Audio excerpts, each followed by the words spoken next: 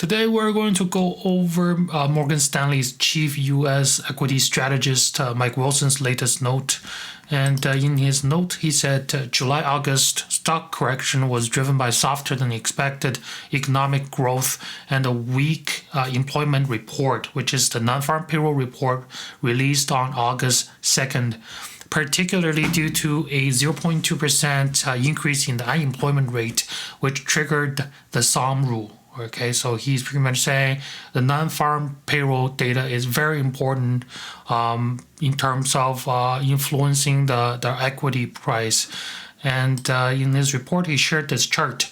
It's saying that recently the economic data has been mixed, leading to a rally in the equity market, which is over here. We see the S&P 500 price over here, but it's kind of different than how other stuff are performing. For example, the bond is showing a 2-year U.S. Treasury yield down here.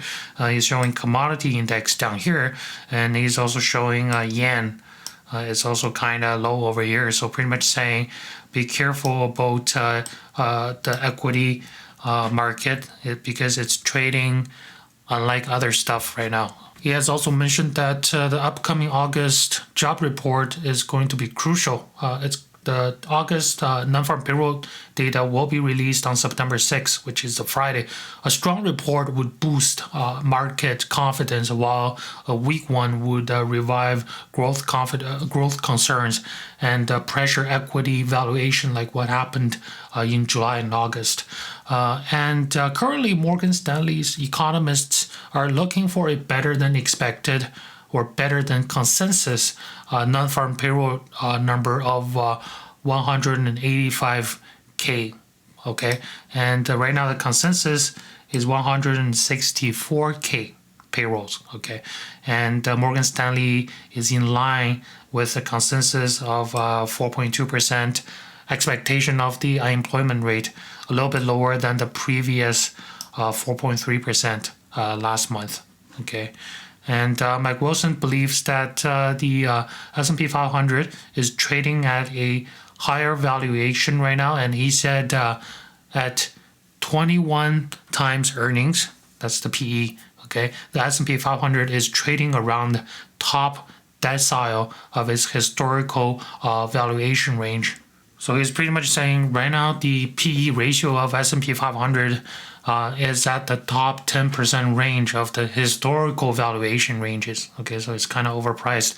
And he said there is limiting potential upside for a soft landing scenario and posing significant downside risks in a hard landing.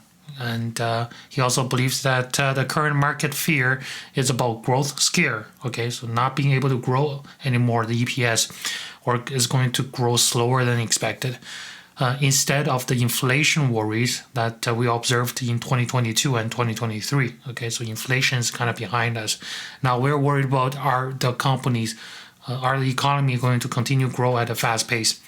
And he said many AI winners right now has recently corrected by 20 to 40% as earnings results did not match the lofty expectation priced into the stock.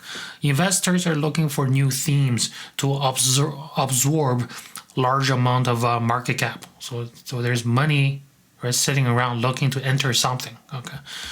So at the end, Mike Wilson believes that unless the Fed cuts more than the market is already expecting, so he's pretty much saying more than what is already priced in, or the economy strengthens, or additional forms of policy stimulus are introduced, such as maybe QE or more fiscal policy support, equity investor should expect minimal return at the index level over the next 6 to 12 months and should remain up the equity curve. So he's pretty much saying your equity exposure should be focused on high quality investment, just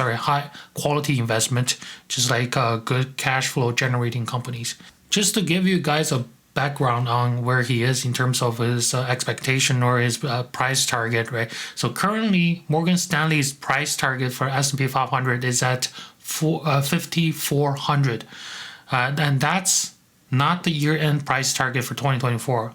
That's their price target until June 2025.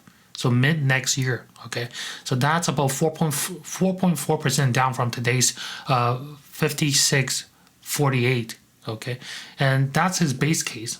Okay. In his bull case, the price target is 6,350, which is plus 12.4% from today. And in his bear case, his price target is 4,200, which is down 26% from today. Okay, so of course his base case is the outcome that McWilson believes is most likely to happen based on the current information he has and his expectations. So he think that again S&P 500 will be down 4.4% 9 months from today, and that's why he's saying there is limited upside for the major stock indices such as S&P 500. Thank you very much. Please don't forget to like and subscribe.